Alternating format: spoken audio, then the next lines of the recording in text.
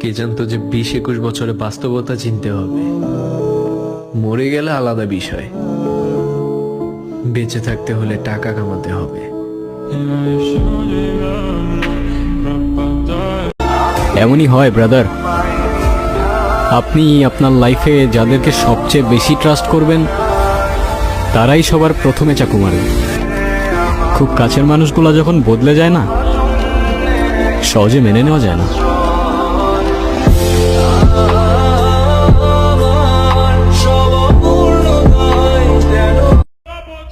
যোগ্যতা নিয়ে কেউ কোনোদিন জন্মায় না, নিজের যোগ্যতা নিজেই তৈরি করা লাগে।